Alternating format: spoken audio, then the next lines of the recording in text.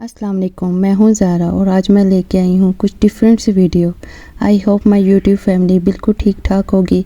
अल्लाह का शुक्र है मैं भी बिल्कुल ठीक हूं। जैसा कि पाकिस्तान में मानसून बारिशों का सिलसिला स्टार्ट हो गया है, तो आज का मौसम बहुत ही खूबसूरत था। काले बादल, हल्की सी बारिश और हवा।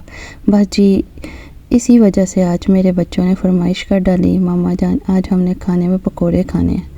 बारिश की वजह से और लाइट ऑफ थी तो बच्चों का इनकी अकेडमी से भी ऑफ मिल गया। तो बस जी आज बच्चों का फुल डे सेलिब्रेट होना था।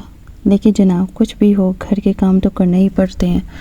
कभी कभी ज़िंदगी की बहुत बड़ी बड़ी नेमतें बहुत छोटी नज़र आती हैं, लेकिन आज मैं आपको कुछ ऐसी बातें बताऊंगी जो कि मैंने अपनी ज़िंदगी से सीखी हैं। ज़िंदगी में कभी ना कभी ऐसा मकाम ज़रूर आता है जब बड़ी बड़ी चीज़ें कोई वैल्यू नहीं रखती। बड़ा घर, महंगे सूट, बड़ी गाड़ी, ज्वेलरी, महंगे परफ्यूम, ये सब चीज़ें ज़िंदगी के किसी न किसी मकाम पर आकर हमें यूज़लेस दिखाई देती हैं।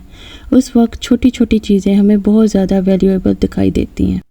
सुबह के वक्त जब घर में हर तरफ खामोशी होती है, बच्चे अकेडमी होते हैं, शोहर ऑफिस होता है, तो वो वक्त इतना कीमती होता है खुद के लिए। जब आप सारा दिन के बारे में सोचते हैं, अपने आप के बारे में सोचते हैं, अपने घर की खुशियों के बारे में सोचते हैं, जब आप अकेले होते हैं तब आपका अल्लाह से रब्ता और भी गहरा हो जाता है।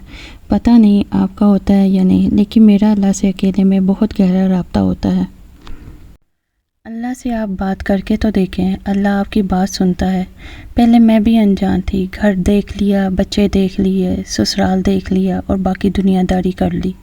अल्लाह से इस तरह से रब्ता नहीं था। लेकिन अब जब मैं अकेली बैठी होती हूँ तो बहुत से सवाल जहन में गर्दिश करते हैं जो कि मैं अपने रब से पूछती हूँ। पहले तो आपके को लगेगा कि कोई नहीं आपको सुनने वाला, लेकिन एक वक्त ऐसा भी आएगा अल्लाह पाक आपकी हर बात का जवाब देंगे।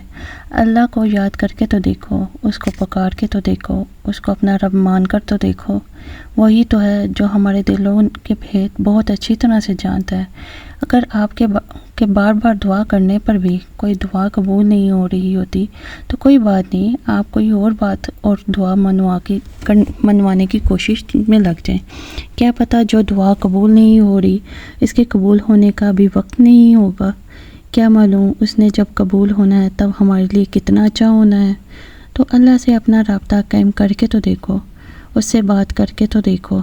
हम भी जब बचपन में अपने माँ बाप से मांगते थे ना, लेकिन हमें कुछ चीज़ें तो फ़ौरन ही मिल जाती थी, लेकिन कुछ टाइम गुजरने के बाद सुबह के काम या दिन भर के काम कोई बड़ी बात नहीं लगती। लेकिन जब दिन का आगाज़ शुक्र खामोशी के साथ करती हूँ तो यही दिन खुशियों से भरपूर गुजरता है।